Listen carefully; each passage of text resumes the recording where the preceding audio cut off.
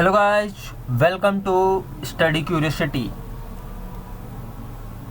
Today I will discuss about the municipality, more on municipality, its constitutionalization and role of different governments in the creation or in the establishment of urban local self-government.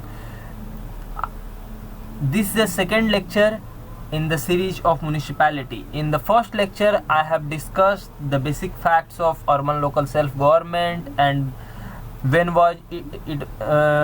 it was established in India, and it was first established in Madras and followed by Bombay and Calcutta. The course is presented by me, Satyendra Kumar Pandit. This is a brief introduction about myself. I did BTech in Electronics and Communication Engineering, cracked and did thrice, recommended from 20 SSB Board Bhopal, co-founder of bookcuriosity.com, and most important, we have opened a new site, study.bookcuriosity.com. Here you will find all the study materials related to UPSC, civil services, CDS, NDA, CAPF, SSC and all major government service examinations. So guys, go through this site, study.bookcuriosity.com. It is very beneficial for you, and we are also planning for the test series where you will find free test series, and remember everything was free there, so must go there. So let's get started. Constitutionalization, how the municipality gets constitutionalized and the role of different governments. The concept was created, और जिस government ने सबसे पहले इसके बारे में सोचा वो थे Rajiv Gandhi government, and that was Rajiv Gandhi government. In August 1989, the Rajiv Gandhi government introduced the 65th constitutional amendment bill, that is also called Nagarpalika, sir and ma'am, in the Lok Sabha. So you have to remember the effort of Rajiv Gandhi government. In August 1989 Rajiv Gandhi ने 65th constitutional amendment act लाते वक्त ही वहाँ पे urban local self government के बारे में बात किया था. सो आपको ये ध्यान में रखना है. But the bill was passed in the Lok Sabha, it was defeated in the Rajya Sabha in October 1989 and lapsed. ये तो बिल लोकसभा में पास हो गया, लेकिन राज्यसभा में ये पास नहीं हो पाया. And the next government was national front government, and the prime minister was VP Singh, and he introduced National Front government introduced the revised Nagarpalika bill in Lok Sabha again in September 1990. However, the bill was not passed and finally left due to dissolution of Lok Sabha. And the main role was played by PV Narasimha Rao government. The Prime Minister was PV Narasimha Rao. Actually, Congress सरकार थी उस वक्त. Introduced the modified municipality bill in the Lok Sabha in September 1991. Narasimha Rao government actually municipality bill introduce किया था 1991 में. सो आपको ये ध्यान में रखना है. You have to remember that the PV Narasimha Rao government introduce modified municipality bill in Lok Sabha and it was passed in 1991, and it finally emerged as a 74th Constitutional Amendment Act of 1992 and came into force on 1 June 1993.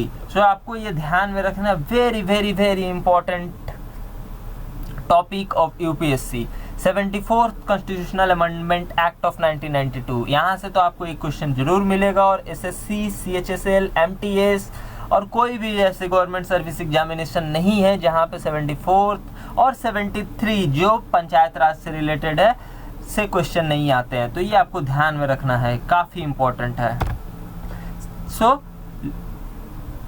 अब हम लोग बात करेंगे 74th constitutional amendment act 1992 का details में बारे में बात करेंगे कि कैसे इसने इंडियन कॉन्स्टिट्यूशन के पार्ट को बदला, कैसे इसने एक नया टाइटल जोड़ा, क्या क्या प्रोविजंस है, कौन सा नया स्केड्यूल जोड़ा, फिर उसके बाद इसका salient features क्या है, all those things I will discuss in details in 74th Constitutional Amendment Act.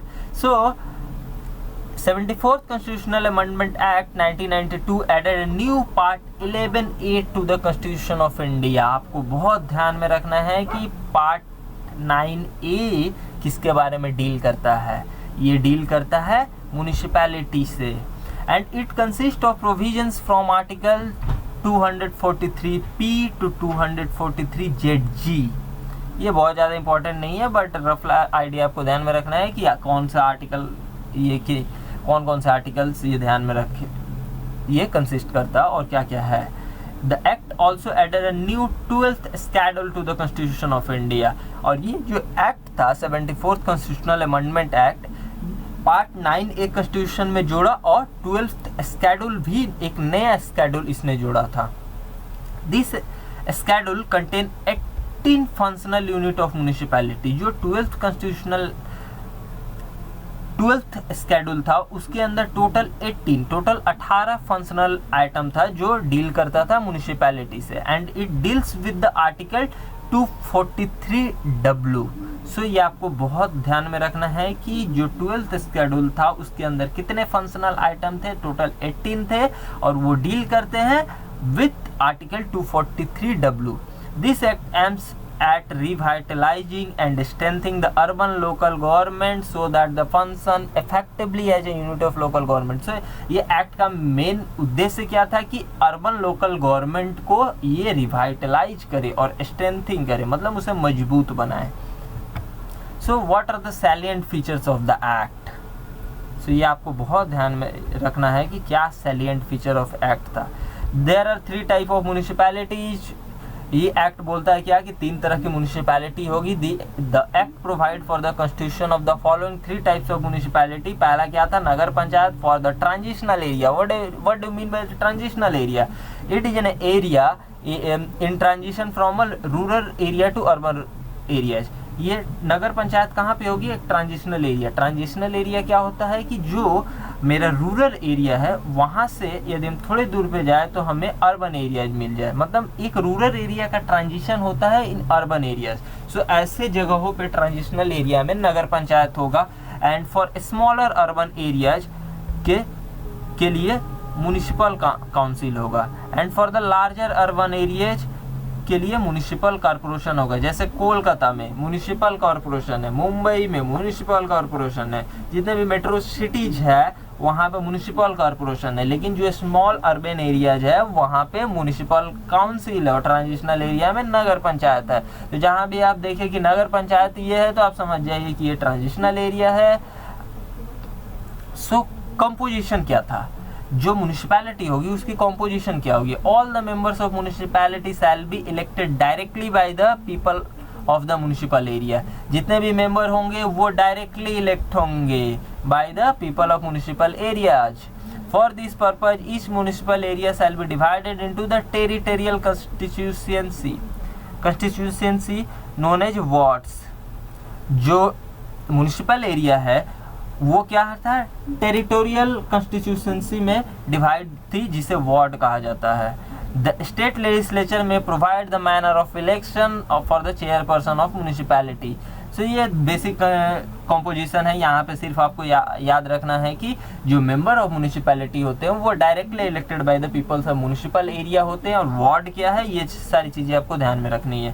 Thank you for listening and watching. Please like, comment and subscribe our channel Study Curiosity, and please visit our site study.bookcuriosity.com where you will find all study materials and all things related to preparation of your government service examination. Thank you once again.